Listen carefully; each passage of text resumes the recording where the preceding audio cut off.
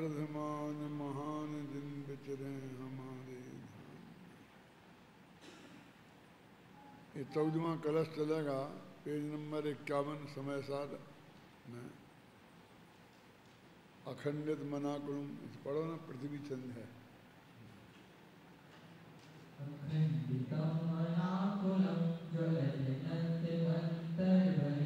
महापरम मस्तुना सहज मुनिलासं सदा चिरुच्छलन निर्भरं सकल कालमानं विनति रतिक रसमुल्ल सल्लवण किल्लायितम् खारीपन से भरी हुई जो नमक डली है, ज्ञान भाव से भरा हुआ त्यों निज आत्म है। अंतर बाहर प्रगट तेजमय सहज अनाकुल, जो अखंड चिन्मय चिदघन वह हमें प्राप्त हो। देखो ये छंद संस्कृत में है और हिंदी में बिल्कुल संस्कृत का जो भाव है वो हिंदी में हूबहू है। कितना अंतर दिखाई देता है। यानी ऐसा लग रहा है कि खारेपन से भरी हुई जो नमक डली है। अब ये जो पंक्ति है कि नमक की डली जहाँ से देखो खारेपन से भरी हुई है, ऊपर से नीचे से अगल से बगल से बीच में अंदर से। उसे पीस कर देखो, पानी में डाल के गला के देखो, वो कैसे ही बन जाए लेकिन वो सब जगह खारा खारा खारा खारापन ही दिखेगा। अब इस संस्कृत वाले छंद में तुम सब शास्त्री फाइनल के विद्यार्थी सेकंड ईयर के हो, इस संस्कृत में कहाँ है जिसमें से पहली पंक्ति अपन ने ली है? हो जो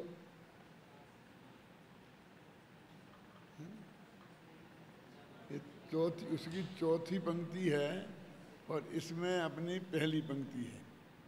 अब सुविधा की दृष्टि से है ना, देखो समन लसत लवण खिल्ल लीलायतम, जैसे नमक की लीला है। नमक की डली में नमक की लीला क्या है? खारा खारा खारा खारा। ये उसमें से पंक्ति निकाली है। तो अभी बिल्कुल ऐसी पूरी 4 पंक्तियों में से 4 पंक्ति निकाली हैं। और मैंने कहा ना कि इसका जो खासकर पद्यानुवाद करना पड़ता है। गद्य पद्यानुवाद में भी ऐसा ही है। देखो पढ़ो आप। अब गद्य अनुवाद भी कैसा कि जिस प्रकार नमक की डली खारेपन से लबालब भरी हुई है, उसी प्रकार आत्मा ज्ञान रस से लबालब भरा हुआ है।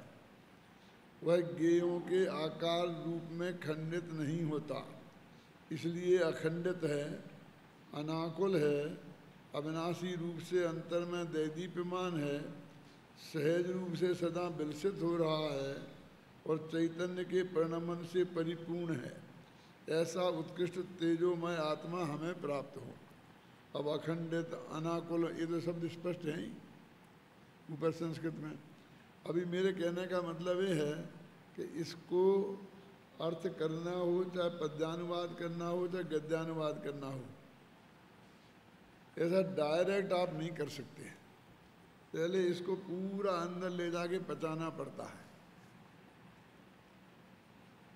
तो उसका फिर वो भाव अपनी भाषा में हिंदी में व्यक्त करना पड़ता है। अपनी जो भी भाषा आपकी गुजराती, मराठी, कन्नड़, कोई ऐसा नहीं एक एक अक्षर का आप अनुवाद करते गए उसे कुछ हाथ नहीं लगता है ना। जो इतनी सहजता और सरलता आपको दिखती है ना, वो इस वजह से दिखती है कि पहले उसे पूरे अपन अंदर में उसका अपन ने पूरा भाव समझ लिया और उस भाव को फिर अपन ने इसे कविता में या गद्य में लिखा, उसे कन्वर्ट किया, तब जो इतनी सहजता और सरलता आती है। अपन संस्कृत की भाषा के एक एक शब्द से यदि चेंटे रह करके काम करें तो वो नहीं कर सकते। देखो अब अपन को इसका भाव समझना है, कहना क्या चाहते हैं। खारेपन से भरी हुई जो नमक डली है, नमक की डली सर्वांग खारेपन से है। अब सर्वांग का अर्थ क्या कि उसके आकार को देखो। नमक की डली है ना, अब उसको हम पहले प्रदेश से देखें, प्रदेश क्षेत्र, तो कैसे आकार में हो, वो गोल हो, चौकोर हो अथवा किसी भी रूप में हो, और अनेक नेचुरल आकार हो सकते हैं ना, लेकिन वो सब जगह से खारी खारी खारी है। अब उसे पीस दो तो उसे खारापन थोड़ा कम हो जाता होगा, तो भी वो बिल्कुल खारा खारा खारा। फिर उसमें पानी में डाल दो तो भी वो खारी खारी रहेगी। पानी हो जाए, जम जाए, किसी भी रूप में उसका हो जाए, माने उसमें खारापन उसका जाता नहीं है, इसीलिए नमक का लक्षण खारापन है। क्योंकि किसी भी अवस्था में यदि वो नमक नमक रहा तो खारापन उसमें रहेगा, खारापन नहीं रहा तो फिर वो नमक ही नहीं रहेगा, है ना। तो ज्ञान भाव से भरा हुआ त्यों निज आत्म है। अपना आत्मा ऐसा ज्ञान से भरा हुआ है, निगोद में रहे। अब वही पर्याय, जैसी पर्याय थी ना, बदल बदल के मगर पीस दो, पानी में डाल दो, आकार बदल दो, तो ऐसे ही मोक्ष में हो, निगोद में हो, संसार में हो, कहीं भी हो, वो भगवान आत्मा ज्ञान रस से भरा हुआ है। जैसे नमक की डली खारेपन से भरी हुई है, ऐसे ही अपना ये भगवान आत्मा ज्ञान ज्ञान ज्ञान ज्ञान ज्ञानानंद ज्ञानानंद ज्ञान आनंद से भरा हुआ है। ज्ञान देखो ना, ज्ञान भाव से भरा हुआ त्यों निज आत्म है। अब वो भगवान आत्मा अंतर बाहर प्रगट तेजमय सहज अनाकुल है ना। अंदर से बाहर से तेजमय है, प्रकाशमय है, ज्ञान के प्रकाश से, और अनाकुल है। तो ज्ञानानंद हो गया ना। अनाकुल, आकुलता माने दुख, और अनाकुलता माने आनंद। तो में ज्ञानानंद स्वभावी हो गया ना, ज्ञानमय है और आनंदमय है। जो अखंड चिन्मय है, ना जो गुण से खंडित होता है, ना पर्यायों से खंडित होता है, ना जो प्रदेशों से खंडित होता है।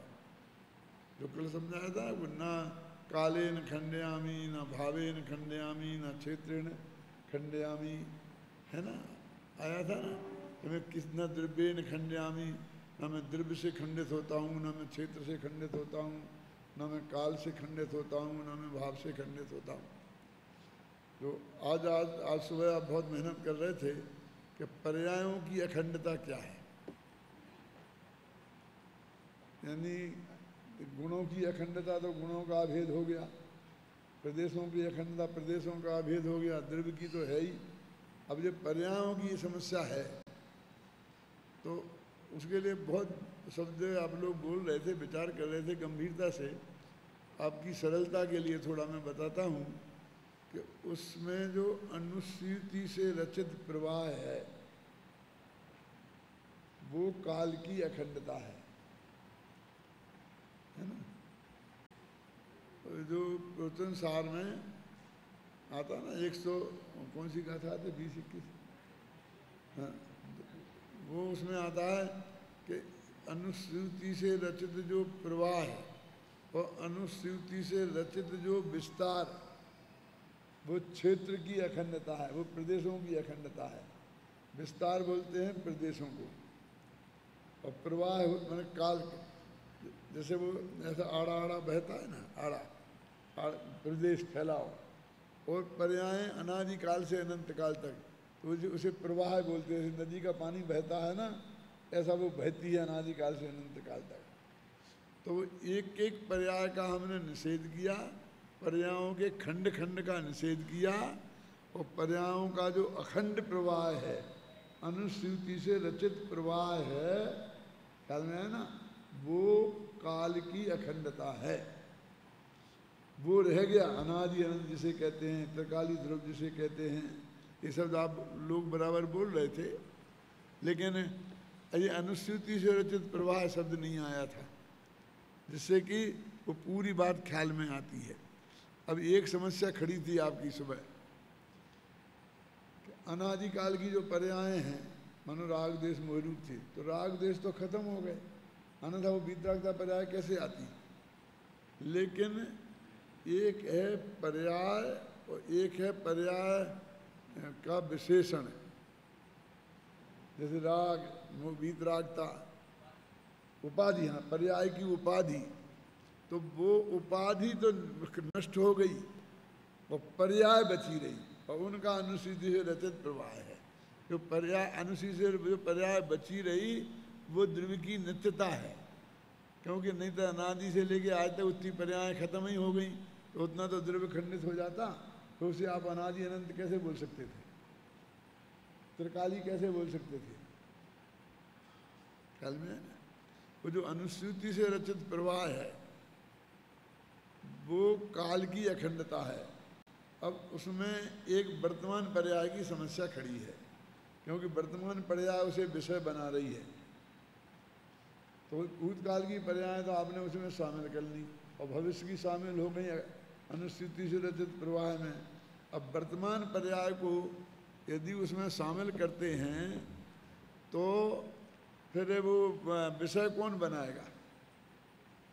उसका नाम तो दृष्टि है ना, दृष्टि का विषय।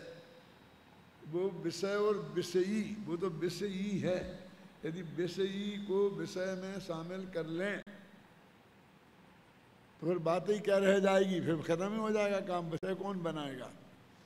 वो फोटो का उदाहरण दिया था ना कि फोटोग्राफी एक आदमी जाकर के वहाँ खींचता है, अब वो कैसे शामिल हो जाए?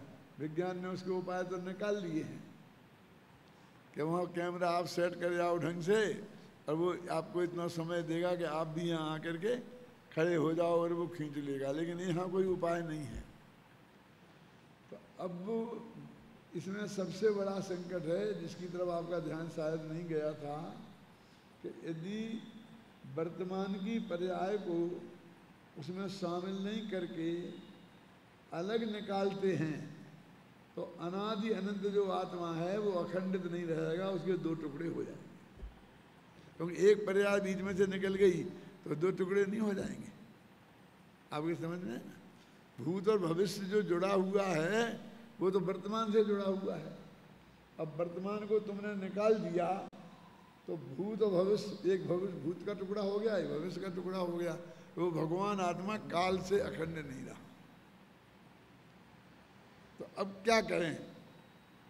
तो देखो उसमें हमने एक एक पर्याय सब निकाली है, जैसी सब निकाली है ऐसी ये निकलेगी और अनुसूची से रचित प्रवाह उस अखंडता में शामिल रहेगा। ख्याल में है ना? अब जितना आए उतना समझना। शास्त्री सेकंड ईयर और फाइनल वालों की समझ में कुछ आएगा और बाकी की समझ में आने का तो कोई अभी सवाल ही नहीं है। पर आप लोगों की आप लोग जाने। लेकिन एक 5 मिनट बर्दाश्त कर लो। जो अनुसूची से रचित जो प्रवाह है वो काल की अखंडता है, उसमें वर्तमान पर्याय भी शामिल है और वर्तमान पर्याय अलग भी है और शामिल भी है। तो उसके दो हिस्से हैं ना, एक नित्यता जो काल का, वो नित्य जो अनादि अनंत प्रवाह है वो नित्यता है और एक एक समय में जो बदल रही है वो उसकी अनित्यता है। तो बदलने वाली चीज़ को तो अपन ने उसमें शामिल किया ही नहीं, अलग रख दिया। वो पर्याय भेद है, जैसे गुण भेद है, प्रदेश भेद है, ऐसा। तो अभी ये उस दृष्टि से वो ही यहाँ लेना तुम। वो ज्ञान भाव है जो कैसा है कि जैसे खारेपन से नमक डली भरी हुई है, ऐसे ही ज्ञान भाव से अपना आत्मा लबालब भरा हुआ है। अंतर बाहर प्रगट तेजमय सहज अनाकुल, कोई आकुलता उसमें नहीं है।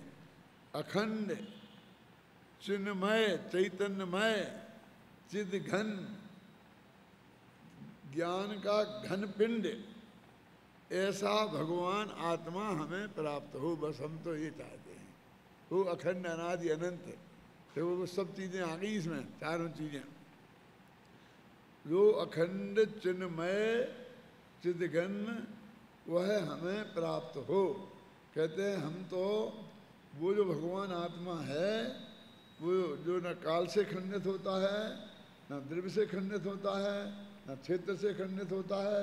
जो वो बात उन्होंने कही थी ना, 5वीं गाथा में प्रतिज्ञा की थी कि मैं तुम्हें एकत्व भक्त भगवान आत्मा बताऊंगा। और 6वीं और 7वीं गाथा में उन्होंने पर्यायों से भिन्न और भेद से भिन्न, प्रदेश भेद से भिन्न, गुण भेद से भिन्न भगवान आत्मा की बात कही। वो तो कहते हमने तो पूरा समझा दिया बस 6वीं और 7वीं गाथा में। अब 8वीं गाथा में तो वे कहते हैं कि ये समझने का साधन क्या है, मूर्ख लोग कैसे समझें, मिलेच्छ को कैसे समझाएं। अब वो तो समझने समझाने की बात होने लग गई कि निश्चय व्यवहार से समझाएं। तो निश्चय व्यवहार क्या है, तो वो व्यवहार तो अभूतार्थ और निश्चय भूतार्थ है। ऐसा 8वीं से लेके 12वीं गाथा तक फिर वो सिर्फ वो समझने समझाने की माने नयों की चर्चा हुई है ना। फिर 13वीं गाथा से उनने फिर वो बात उठाई, कौन सी, 6वीं 7वीं गाथा से कि भूयत्थेर्णाभि गदा जीवा जीवाय पुण्य पावंच आसव संबंध निज्जर बंधु मुखोय सम्मतम के भूतार्थ नय से जाने हुए। बताया ना 11वीं गाथा में भूतार्थ नय क्या है, ये 9 तत्व ही सम्यक दर्शन है। क्या भूयत्थेर्णाभिगदा, अभिगदा माने अभिगता माने जाने हुए, जीव अजीव आश्रव बंध संबंध निद्रा और मोक्ष, ये 7 तत्व या 9 तत्व ही सम्यक दर्शन है। तो भूतार्थ नय से जाने हुए का अर्थ क्या है, भेद तो क्या भूतार्थ तो इसमें अकेला एक भगवान आत्मा ही है ना। नव तत्वम गतत्वपि अदेकत्व न मुंचती, वो आत्म ज्योति जो 9 तत्वों में जाकर के भी एकत्व को नहीं छोड़ती है। आश्रम में भी आत्मा, संबर में भी आत्मा, निजरा में भी आत्मा, मोक्ष में भी आत्मा, बंध में भी आत्मा। हमें बंध को जानने से क्या लेना देना था, हमें तो आत्मा को जानना था।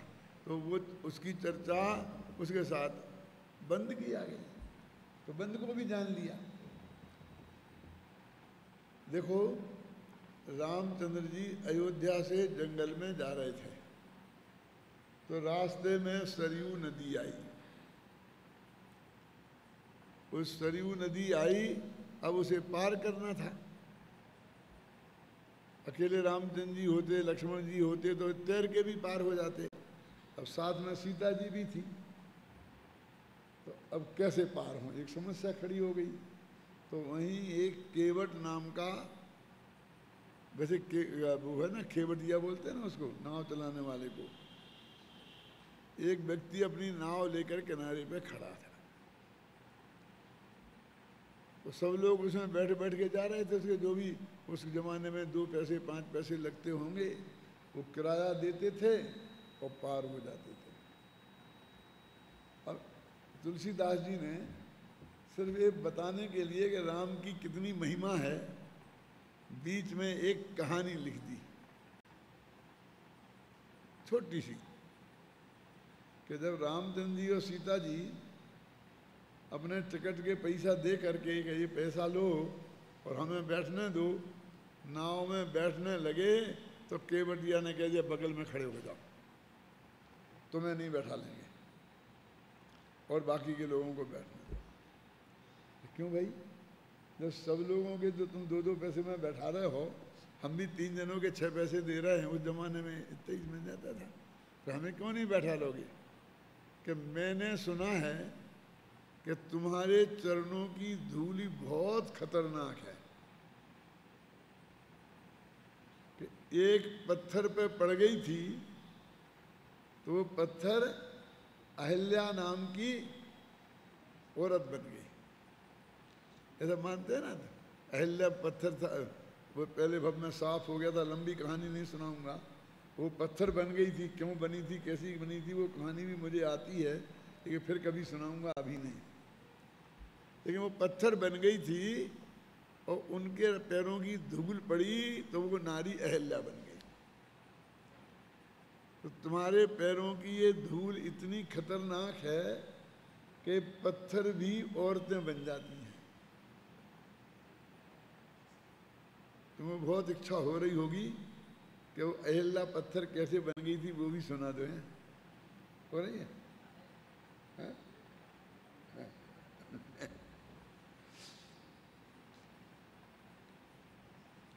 कहानी तो बहुत लंबी है।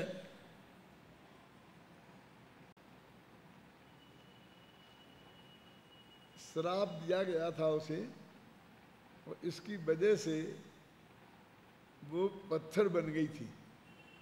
किसी ऋषि ने श्राप दिया था, उससे नाराज होकर के, समझे ना, पत्थर बन गई थी। तो कहते वो धूल से वो हट गया तो औरत बन गई। अब वो कहता है कि तुमने मेरी नाव में कदम रखा, अभी भी तुम्हारे पैर धूल भरे हैं, और उस धूल से यदि मेरी नाव औरत बन गई तो क्या होगा। दो समस्याएं खड़ी हो जाएंगी मेरे लिए। कौन कौन सी? कि एक तो घर में दो औरतें हो जाएंगी, मेरे से एक ही नहीं संभलती है है ना। और फिर जब ये अंत में घर में बैठ के औरतें सोतों जैसी लड़ेंगी तब मेरे घर का क्या होगा। एक समस्या तो ये है। और दूसरी समस्या ये है कि मेरी आजीविका का साधन एकमात्र नाव है, और नाव खत्म हो जाएगी, खर्चा डबल और आजीविका भ्रष्ट। क्यों? दो तकलीफें हो गई ना, तो भूखों मर जाऊंगा मैं। इसलिए मैं आपको नहीं बैठने दूंगा। कि कोई उपाय है? कि हाँ है, कि आप मुझे आपके चरण धो लेने दो और मैं धूल बिल्कुल साफ कर दूंगा आपके चरणों में से, फिर बैठने दूंगा। और इस तरह उसने उनके सबके पैर धोए। बात तो सिर्फ इतनी कहनी थी तुलसीदास जी को, क्या कि वो आए, वो उनसे बहुत श्रद्धा भक्ति से उसने उनके चरण पखारे, है ना, और फिर नाव में बैठा ला। ये पैसा देने लगे कि नहीं, मैं पैसा नहीं लूंगा, बस तुम चरण पखार लेने दो और बिना पैसा के पार कर दूंगा। माने वो उनकी इतनी महिमा थी कि वो नाव वाले ने भी बिना पैसे के पार किया और चरण धोए, ये बताना था। वो इस तरकीब से बताई। अब वो उस पार पहुंच गए, फिर पैसा देने लगे। भाई बिना पैसा दिए तो हम नहीं पार होंगे, तुम मजदूर हो, आखिर तुम्हें जरूरत है ना पैसे की। कि नहीं साहब, नाई से बाल बनवाई नहीं लेता। क्या तर्क दिया? नाई से बाल बनवाई नहीं लेता, और सबसे लेगा। यदि वो नाई बाल बनवाने आएगा तो उससे पैसा नहीं लेगा बाल बनवाई के।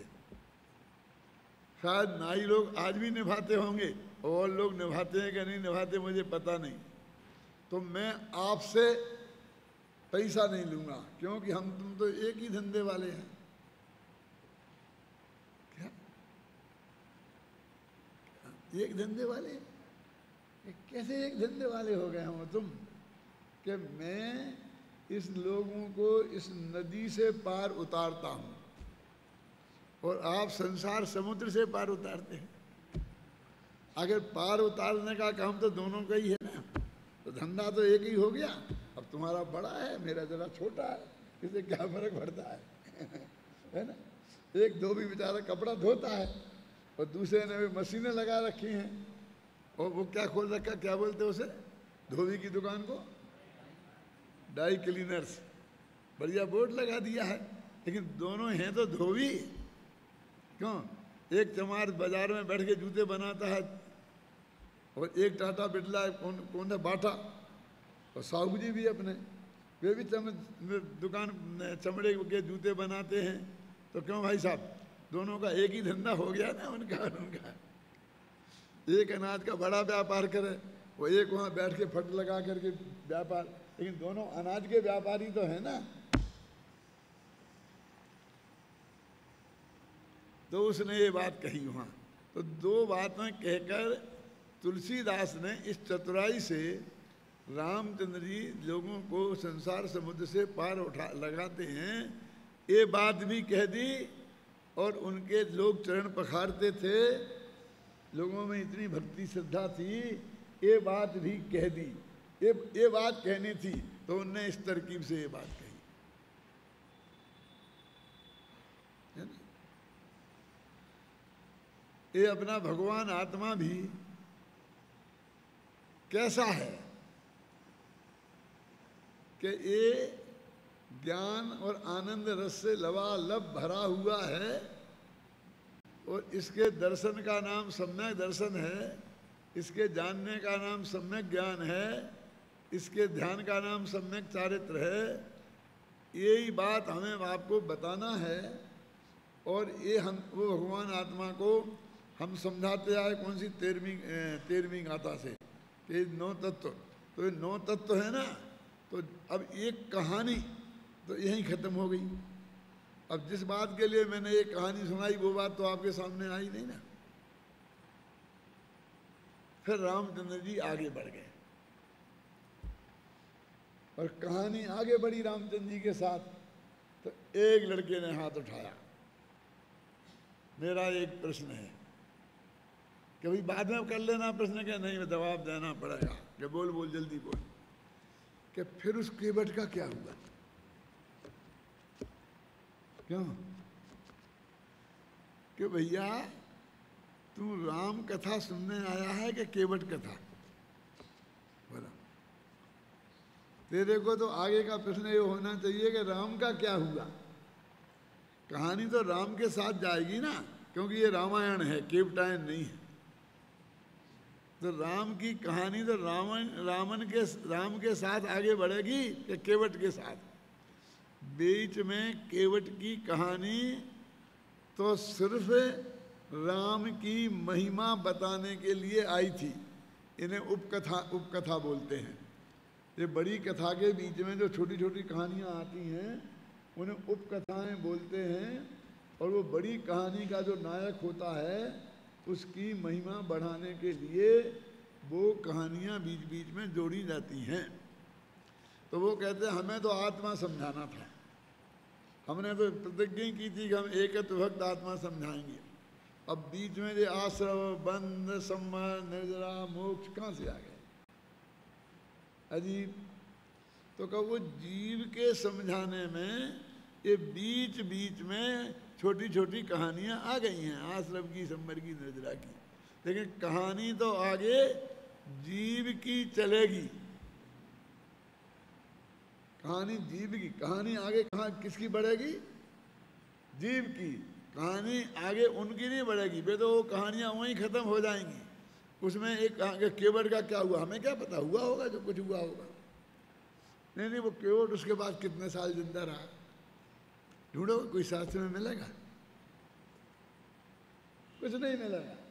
अच्छा, केवट का जन्म कहाँ हुआ था, केवट के बाप का नाम क्या था, कुछ लेना देना नहीं है, उसके आगे पीछे से कुछ लेना देना नहीं है। ऐसे ही हमें बाकी के तत्वों से कुछ लेना देना नहीं है। नव तत्वों में छिपी हुई जो आत्म ज्योति है, क्या हमें तो उससे मतलब है। ये 9 तत्व ऐसे आ गए, ऐसे 9 तत्व चलेंगे बीच बीच में सब, लेकिन समझेंगे वो समझाएंगे उस आत्मा को।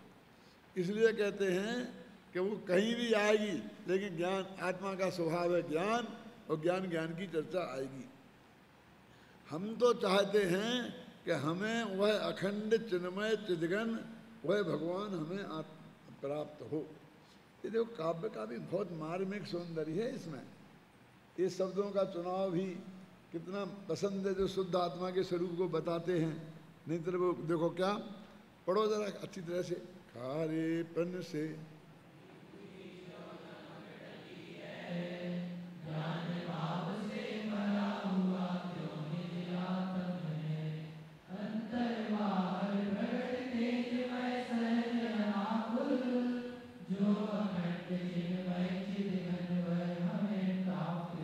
अखंड चिन्मय चिदघन, ऐसा भगवान आत्मा जो है, ये सब त्रिकाली ध्रुव के विशेषण है। कहाँ से शुरू हो रहे? अंतर बाहर प्रगट तेजमय, सहज, अनाकुल, अखंड, चिन्मय, चिदघन और ज्ञान आनंद से भरा हुआ जो आत्मा है, वो कह रहे अमृतचंद्र तो कि मुझे तो वह आत्मा प्राप्त हो और मुझे कुछ नहीं चाहिए। वो लड़का कह रहा था कि मुझे कुछ नहीं चाहिए, स्त्री पुत्र बाल बच्चे, बस मुझे तो परम विशुद्धि चाहिए, क्योंकि विशुद्धि तो है ही। कल भी कह रहा था, आज भी कह रहा था ना, हमें तो उन्होंने मांग, वहाँ तो परम विशुद्धि की मांग की थी और यहाँ चिदघन भगवान आत्मा की मांग की। कौन सी मांग अच्छी है, कौन सी सच्ची है? क्यों? वो परम विशुद्धि तो पर्याय है और ये त्रिकाली ध्रुव भगवान आत्मा द्रव्य है। वो लोग किसकी मांग, कौन सी मांग अच्छी है? वो अपन ने बताई थी ना, सुनी थी तुमने कि मुमुक्षु और आत्मार्थी में क्या अंतर है। शायद सुबह आया था ना प्रवचन, उसमें टीवी में है, पता? कौन बताएगा? खड़े हो।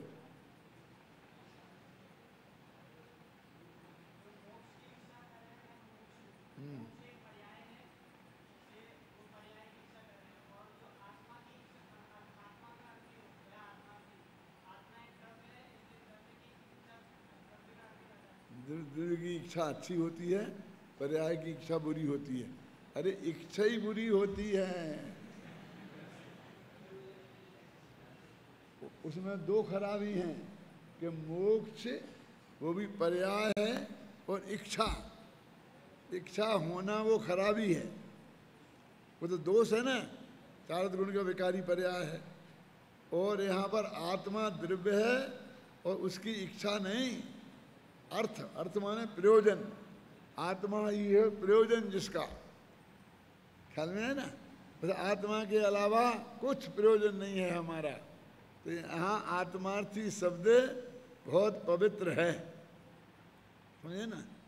जब यार बहुत मुमुक्षु मंडल बन रहे थे गांव गांव में, मुमुक्षु मंडल बन रहे थे, जब हमने संस्था बनाई दिल्ली की, तो भाई क्या नाम रखें, क्या नाम रखें? तो मैंने कहा आत्मार्थी ट्रस्ट नाम रखो। तो क्यों? तो मैंने वहाँ समझाया था सबसे पहले कि आत्मार्थी और मुमुक्षु में बहुत बड़ा अंतर है। अब अपने मुमुक्षु हो गए सब, एक ऐसे हो गए वास्तव में कि स्वामी जी जब दिगंबर बने तो उस वक्त गुजरात में श्री रायचंद का बहुत जोर था और रायचंद अपने भक्तों को मुमुक्षु कहते थे और वे सब अध्यात्म के प्रेमी लोग थे। और श्रीमद् रायचंद के से गुरुदेव भी बहुत प्रभावित थे, बहुत बीच बीच में उनके पद बीच बीच में बोला करते थे, है ना? वो श्रीमद् रायचंद गांधी जी के गुरु थे। गांधी जी भी कहते थे मुझे अहिंसा का पाठ श्रीमद् रायचंद ने पढ़ाया। उसकी भी एक बहुत मार्मिक छोटी सी कहानी है, सुननी है? एक दफे श्रीमद् रायचंद ने उन्हें अहिंसा पढ़ाई थी ना, तो गांधी जी पहुँचे और गांधी जी ने एक प्रश्न किया उनसे कि सामने शेर आ गया है और मेरे हाथ में बंदूक है और मैंने एकदम निकाल के एकदम ऐसी कर ली है और वो मुझे आंखें फाड़ फाड़ के देख रहा है और एकदम आक्रमण करने को तैयार है। अब 1 सेकंड का फर्क है, यदि उसने मेरे पर आक्रमण कर दिया तो मैं मर जाऊंगा। और मैंने गोली वो है बंदूक का वो दबा दिया तो शेर मर जाएगा और मैं बच जाऊंगा। अब मैं आपसे पूछता हूं कि मुझे क्या करना चाहिए? ये गांधी जी ने श्रीमद् रायचंद से प्रश्न किया भरी सभा में। उस श्रीमद् की महिमा थोड़ी आपको आज इसलिए बता रहा हूं। तो वो बिल्कुल चुप रहे, बोले नहीं कुछ। फिर गांधी जी ने दोबारा पूछा। गांधी जी तो बहुत बड़े नेता बन गए थे, ऐसी नहीं कि साधारण आदमी थे। तो फिर चुप रहे। फिर उन्होंने पूछा तो एकदम बड़ी गंभीरता से उनके चेहरे पर वैसी गंभीरता थी जैसी सुर सागर के कहने पर अकंपनाचारी के चेहरे पर थी। अकंपनाचारी कहानी तो सुनी है ना, उस दिन सुनी होगी ना, रक्षाबंधन के दिन। ऐसी गंभीरता थी। और वो बोले कि मैं तुमसे एक कहकर कि तुम घोड़ा दबा दो, तुम्हें भव में अनंत भव तक भटकने का आदेश नहीं दे सकता, सलाह नहीं दे सकता। समझे क्या कह रहे हैं? कि तुम मत दबाओ कि वो खा जाएगा तो कोई नुकसान नहीं है। कि क्या कह रहे हैं आप? हम आत्मरक्षा में भी नहीं कर सकते, गोली चला सकते कि नहीं? क्यों? अब तुम ही सोचो, है आत्मरक्षा का तो हमारे है, ऐसा नहीं है तो भाई हम पे आँख उठाएगा तो हम ये कर देंगे वो कर देंगे। हम सब ऐसा बोलते हैं ना, जैन धर्म ऐसा कायरों का धर्म नहीं है, और हमने किस्से बना लिए हैं। वो अब नहीं सुनाऊंगा वो किस्सा, नहीं किस्से में किस्सा चलता रहता है ना। तो उन्होंने कहा क्यों? कि तुम मर जाओगे तो क्या फर्क पड़ता है, तुम्हारी कितनी उम्र होगी, 60-70 वर्ष के होगे और 10-20 वर्ष जियोगे। असली उम्र तो तुमने जी ली, अब तो ब्याज की है। जियो तो ठीक और ना जियो तो ठीक, क्या फर्क पड़ने वाला है 20 साल पहले के 20 साल बाद में। लेकिन यदि तुमने उसे मार दिया तो तुम मर के नरक में जाओगे, फिर तुम्हारा भव कितने कितने बिगड़ेंगे, अनंत काल तक संसार में रुलोगे। तो मैं तुम्हें अनंत काल तक संसार में रुलने का मार्ग नहीं बता सकता। क्या समझे? तुम मर जाओगे तो कोई हानि नहीं है, लेकिन ये जो शेर पे कृपा कह के नहीं कह रहा हूं। श्रीमद ने कहा, क्या कहा? कि तुमने गोली नहीं चलाओगे तो शेर बच जाएगा और नहीं तो बेचारा शेर मर जाएगा। मैं शेर पे दया करने के लिए तुमसे नहीं कह रहा हूं, तुम पे दया हो इसके लिए कह रहा हूं। मैं आलू नहीं खाने के लिए तुमसे कह रहा हूं, तो आलू के अनंत जीव मरेंगे इसलिए नहीं कह रहा हूं, लेकिन तुम मर के आलू में वैसे ही जीव ना हो जाओ इसके लिए कह रहा हूं। कि तुम पर मैं करुणा कर रहा हूं, मैं उन जीवों पर करुणा नहीं कर रहा हूं। अंतर समझ में आया ना? हम क्या समझते हैं कि हमको रोका तो उन लोगों की जान बच गई। क्यों साहब जी? ये उन पे नहीं, तुम अपने पे दया करो। ये झूठ बोल के तुम दूसरों को धोखा दोगे तो उसे धोखा ना हो जाए, इसलिए तुमसे सत्य बोलने को नहीं कह रहा हूं। झूठ बोल के तुम संसार में भटकोगे, इससे तुमसे कह रहा हूं कि तुम झूठ मत बोलो। अंतर समझ में आ गया कि नहीं आया?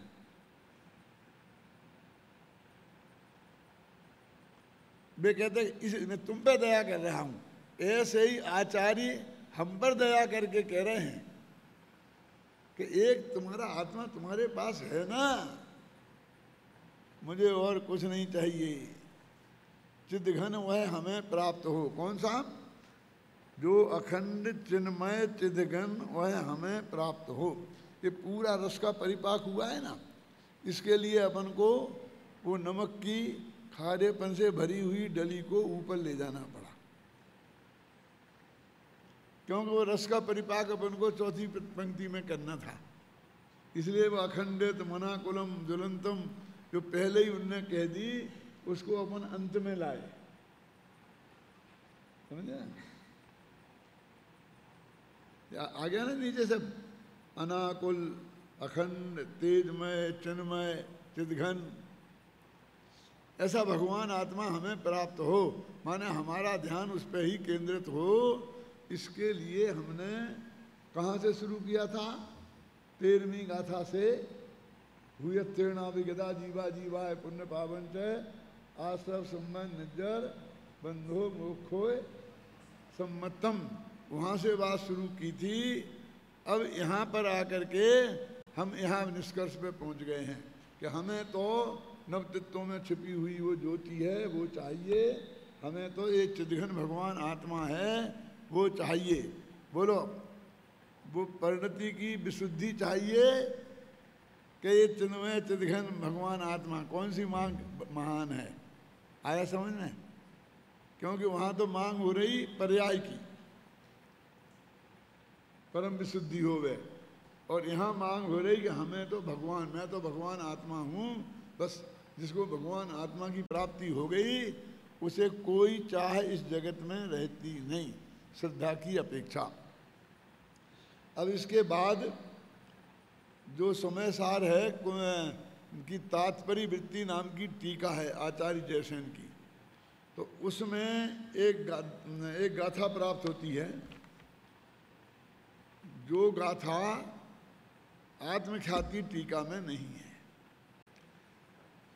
ऐसी 30-35 गाथाएं हैं जो आत्मख्याति टीका में नहीं है और जयसेन की तात्पर्य वृत्ति टीका में है। उनके बारे में थोड़ा कमेंट्स में आपके सामने करना चाहता हूँ। ज़्यादा कमेंट्स करना अच्छा नहीं है, इसलिए थोड़ा ही करता हूँ कि दो बातें हो सकती हैं कि अमृतचंद को जो प्रति मिली हो, छपी छपाई तो थी नहीं उस जमाने में, हस्तलिखित होती थी कि वो ताड़पत्रों वाली होती थी, उस प्रति में 415 गाथाएं हों, और जयसेन को जो प्रति मिली उस प्रति में 435 गाथाएं हों। तो जिसको जो मिली उसने उसकी वो टीका लिखी। लेकिन जयसेनाचार्य के पास तो वो प्रति होगी और चाहे नहीं होगी, लेकिन अमृतचंद की प्रति तो उनने देखी थी, क्योंकि जगह जगह उनने अमृतचंद का बहुत सम्मान के साथ उल्लेख किया है। तो उन्हें ये तो प्राप्त थी ही, फिर भी वे गाथाएं और प्राप्त हुई जो बीच बीच में आती हैं। क्योंकि मैंने पूरे समय सार का कई दफ़े बहुत अच्छी तरह से गहराई से आलोड़न कर लिया है, और मैंने ये देखा है कि वो जो गाथाएं बीच बीच में आती हैं, जिसका अभी यहाँ से आरंभ हुआ है, शायद इसके पहले नहीं आई कोई गाथा,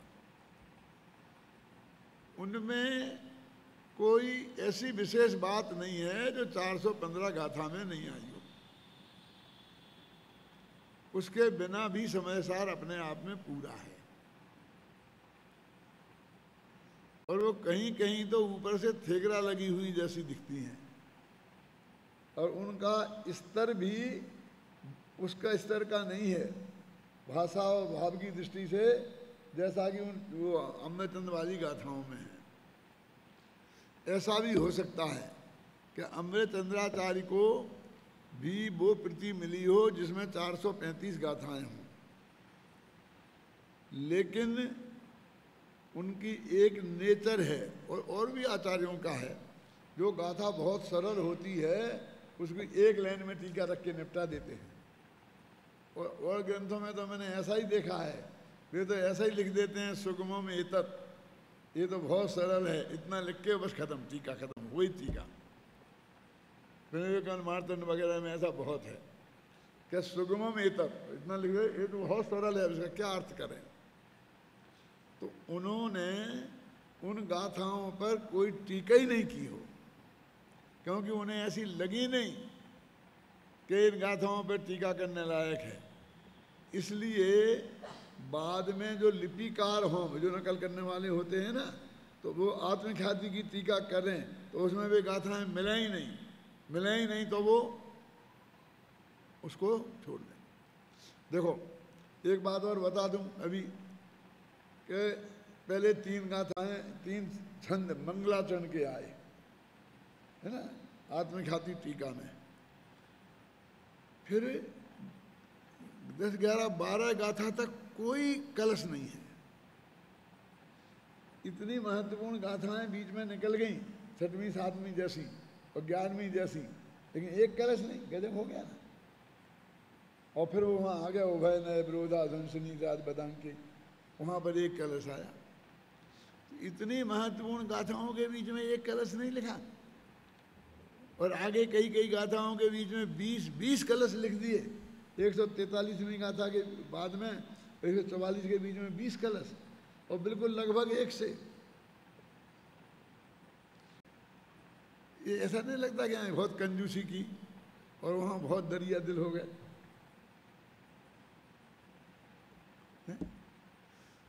ये बात मैं इसलिए बता रहा हूँ कि पांडे राजमल जी ने जो कलश टीका लिखी, तो जो अकेली कलश टीका के आधार पर समय सार पढ़ेंगे तो उसके लिए असली माल तो गया।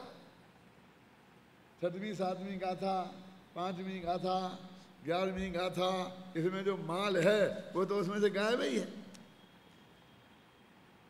तो उसमें अधूरापन तो होगा कि नहीं होगा? समझ में आया ना शांतिलाल जी?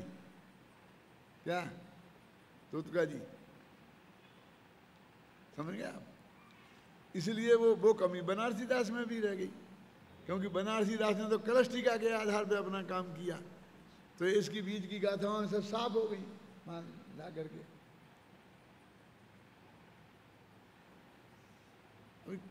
कैसी कैसी कहाँ कहाँ बातें आती हैं, उस पर गंभीरता से विचार करो तब सब समझ में आता है। अब वो तो उसमें अधूरापन रह गया ना, हम उसे समय सार का पाठ ही नहीं कह सकते। फिर वो नाटक समय सार नाम कैसे लिख दिया समझ में नहीं आता, क्योंकि अभी मैंने जो छंद नहीं पढ़ा जानबूझ के बनारसी दास का, इसमें है, निकालो। तुमको लगा होगा क्यों नहीं पढ़ा दादा ने, कि उसमें देखो जरा इस छंद का ये माल है क्या। खालेपन से भरी हुई जो नमक डली है, इसे जरा मिलान करके देखो, तुम्हें देखना है तो देख लो। कौन से पेज पे है? 50 पेज पे होगा, देखना। 200 पे? 202।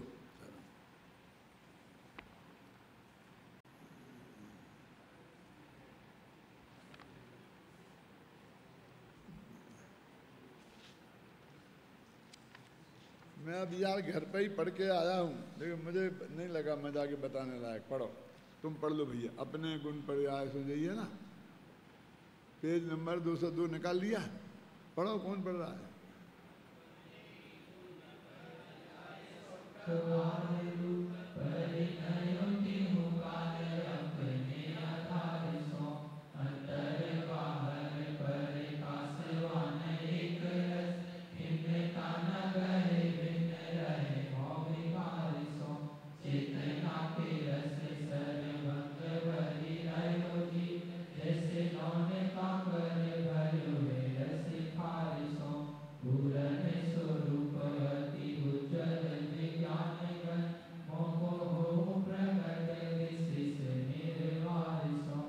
खारेपन से भरी हुई जो उसमें से भाव स्पष्ट हो रहा है ना, इसमें से कुछ हो रहा है।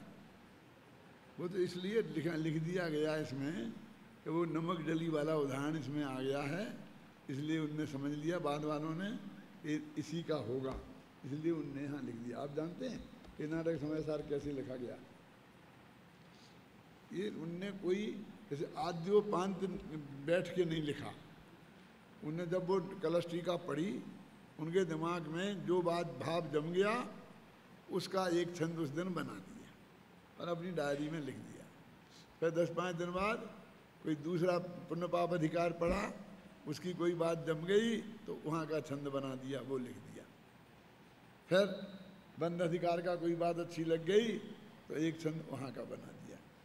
ऐसे ऐसे वो बिखरे बिखरे छंद थे, और वो बिखरे बिखरे छंद इतने लोकप्रिय हो गए कि आगरा की गलियों में नवयुवकों द्वारा इस तरह गाए जाते थे जैसे आजकल के सिनेमा के गीत गाए जाते हैं। फिर जब उनका स्वर्गवास हो गया, तब उनके कोई भक्तों ने वे सारे छंद छांट छांट के इकट्ठे किए। हो सकता है बुढ़ापे में उनने भी किए हों, बुढ़ापा आ कहाँ पाया बेचारों का। 55, 57 वर्ष की उम्र में गुजर गए शायद। तो वो इकट्ठे किए और फिर ये देख देख के कौन से कलश का कौन सा छंद होगा उसको वहाँ बैठा दिया। अब इसमें नमक खार से देखा है तो ये खार वाले के साथ बैठा दिया। वो युगल पुत्र जने दोहू, तो उनने उसको वहाँ बैठा दिया। मेरा मतलब इस तरह से ये नाटक समय सार को उनने व्यवस्थित किया। समझ गए ना? जो उनने नाममाला बनाई थी, नाममाला का एक नाममाला समझते हो? एक शब्द के कितने नाम हैं, एक अनेक अर्थ नाममाला होती है। तो बनाई थी उनने कि जिससे जो पुराने शब्द हैं वो याद कर ले में लोग, तो उन सबको आ जाए भी शास्त्र पढ़ ले। तो उन्होंने वह नाम माला भी इसमें ही रख दी।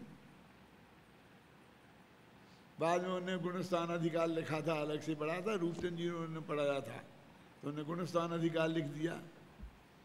फिर चरणान योग की बात उसमें आई, 5वें दूसरी प्रतिमा की 11 प्रतिमाओं की, तो उन प्रतिमाओं में उनका वर्णन कर दिया। उनके उस शिष्यों ने समेट समाट के एक नाटक समयसार बना दिया और उसका नाम रख दिया नाटक समयसार। अब उसके नाम में भी कई जगह, एक जगह कहते हैं नाटक समयसार, कोई कहता समयसार नाटक। अब समयसार नाटक है कि नाटक समयसार है पता नहीं, कोई कुछ बोलता कोई कुछ बोलता है। जब देखते हैं 10 जगह 10 तरह की चीज़ें लिखी हैं तो विकल्प खड़ा होता है, तो हम लोगों को रिसर्च करना पड़ती है और कहते फिर ये नाम ठीक है इसलिए अब ये रख दो अपन, समझ गया ना। तो इस तरह लिखा गया, वो व्यवस्थित ढंग से शुरू से अंत तक नहीं लिखा गया। इसलिए हम किसी कलश का भाव किसी कलश में पूरी तरह आ गया होगा इसकी भी गारंटी नहीं है, और बाहर की बातें उसमें नहीं आई होंगी इसकी भी गारंटी नहीं है, बाहर की बातें भी उसमें आ जाती हैं। अभी अपनी बात तो ये चल रही है, अपन वहाँ से चले थे, कहाँ से, हुयत थे नाभि गदा से, और यहाँ पर आए।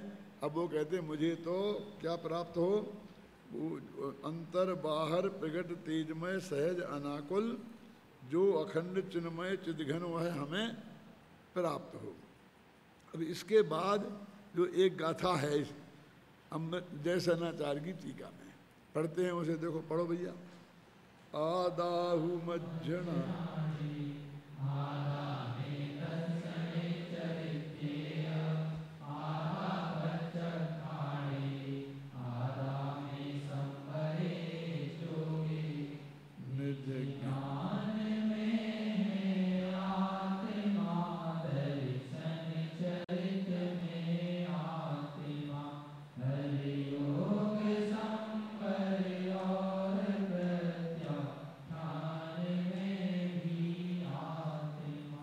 कह रहे थे ना हमें आत्मा प्राप्त हो, हमें तो एक चिदघन आत्मा प्राप्त हो। तो वे कहते भैया है ना, दर्शन में भी आत्मा है, चारित्र में भी आत्मा है, ज्ञान में भी आत्मा है, योग में भी आत्मा है, संवर में भी आत्मा है, प्रत्याख्यान में भी आत्मा है, और लगाना हो तो लगाओ, प्रतिक्रमण भी में आलोचना है, आलोचना में आत्मा है, और जितने लगाना हो लगाओ। इन सब में एक आत्मा आत्मा आत्मा ही है। उसने कहा हमें आत्मा प्राप्त हो। तो जो बातें जो हम आपसे बता रहे इन सब में आत्मा ही तो है, क्योंकि जो आत्मा की अवस्थाएं हैं तो आत्मा की अवस्थाओं में आत्मा के अलावा और है क्या, है ना। एक गाथा का अर्थ है, देखो अब ये कह रहे हैं कि ये गाथा सुनो, पढ़ो। अब यह गाथा आचार्य जयसेन की तात्पर्य वृत्ति टीका के बंधाधिकार में भी 296 गाथा के रूप में भी उपलब्ध होती है। अब यहाँ भी है और वहाँ भी है, एक गाथा 2 जगह प्राप्त होती है। अभी हमने ऐसा तो देखा है कि एक गाथा कुंद कुंद के 5 ग्रंथों में है, जैसे अरसमरूप मगंधम है ना, लेकिन ऐसा पहली दफे देखने में आ रहा कि एक ही ग्रंथ में वही गाथा 2 दफे आ गई। तो ये जयसेन की टीका में है। तो अब यहाँ तो उनने सामान्य अर्थ करके छोड़ दिया और वहाँ विस्तार से अर्थ किया है।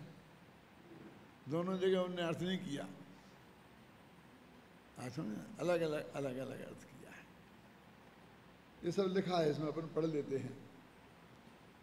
ये उक्त दोनों गाथाएं यद्यपि एक सी ही हैं। कौन सी दोनों?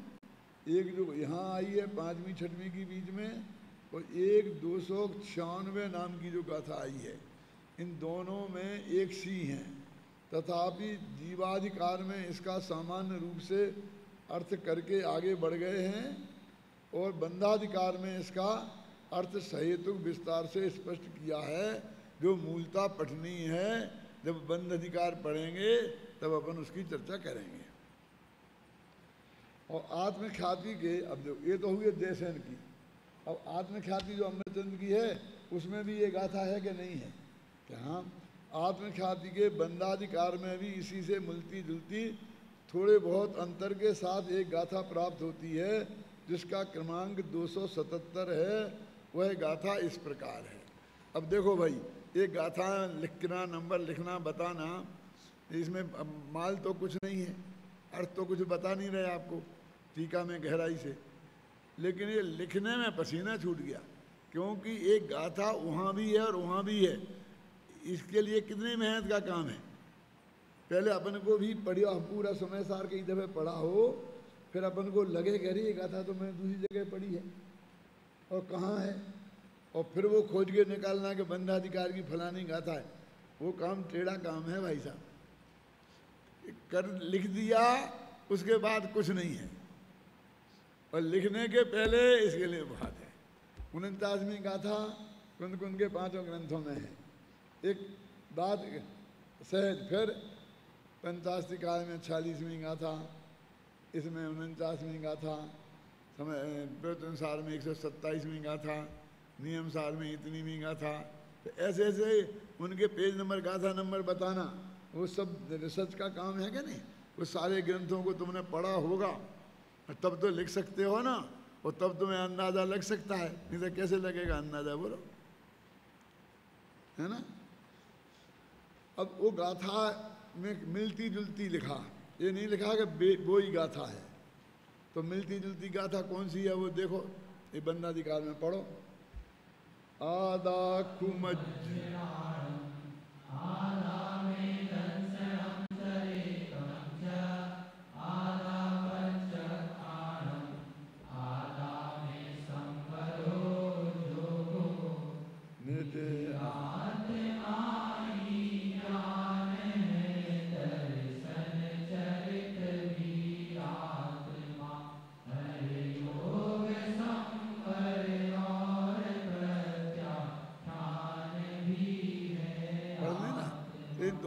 बिल्कुल एक सी है कि कुछ अंतर है,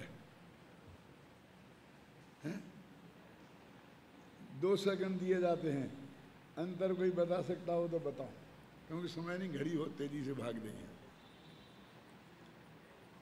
क्या है देखो, उसमें तो बताया था कि इनमें दर्शन में आत्मा है, ज्ञान में आत्मा है, प्रत्याख्यान में आत्मा है, और इसमें है आत्मा में ज्ञान है, आत्मा में दर्शन है, आत्मा में चारित्र है। देखो ये अंतर है। इसके नीचे लिखा है, घबराओ नहीं, आत्मख्याति और तात्पर्य वृत्ति की गाथाओं में अर्थ को सूक्ष्म दृष्टि से देखने पर यह बात स्पष्ट हो जाती है कि तात्पर्य वृत्ति की गाथाओं में तो यह बताया गया है कि ज्ञान, दर्शन, चारित्र, योग, संवर और प्रत्याख्यान में आत्मा ही है, किंतु आत्मख्याति में इन सभी को आत्मा ही कहा गया है। समान सी दिखने वाली ये गाथाएं आत्मख्याति और तात्पर्य वृत्ति के बंधाधिकार में एक ही क्रम में एक ही स्थान पर आई हैं। यह कहने में कोई संकोच नहीं होना चाहिए कि तात्पर्य वृत्ति में यह पुनरावृत्ति प्रकरण की आवश्यकता के अनुसार ही हुई है। तो वहाँ प्रकरण आया तो उस प्रकरण में इन्होंने द्वारा लिख दी, है ना। माना ये गलती की उनने, ये नहीं बताना चाहते हैं, ये कह रहे प्रकरण की आवश्यकता के अनुसार लिखी है। ऐसी गाथाएं तो ध्यान में हैं जो आचार्य कुंद कुंद के विभिन्न ग्रंथों में हूबहू पाई जाती हैं, पर एक ही ग्रंथ में अनेक बार पाई जाने वाली गाथा अभी तक यह एक ही ध्यान में आई है। पिछली गाथाओं में कहा गया है कि जो व्यक्ति शुद्ध नय के विषयभूत अबद्ध स्पष्टादि भावों से संयुक्त भगवान आत्मा को जानता है वह संपूर्ण जिन शासन को जानता है, क्योंकि वह शुद्ध आत्मा ही संपूर्ण जिन शासन का मूल प्रतिपाद्य है, प्रतिपादन केंद्र बिंदु है। उसी शुद्धात्मा की महिमा बताते हुए इस गाथा में कहा गया है कि वह आत्मा ही ज्ञान है, दर्शन है, चारित्र है, प्रत्याख्यान है, संवर है, योग है, सब कुछ वही सिद्धांत आत्मा ही है।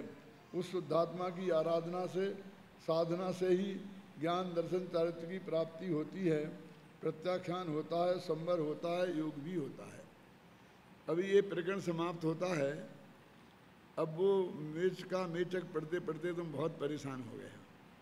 रोजाना पाठ करते हो ना, मेचक अमेचक, मेचक अमेचक, और अर्थ समझ में आता नहीं कि मेचक अमेचक क्या है। शब्द तो रट गए हैं। तो कल अपन वो मेचक अमेचक की चर्चा करेंगे। क्या देखिए अभी मेचक मेचक वाले पढ़ना अच्छी तरह से।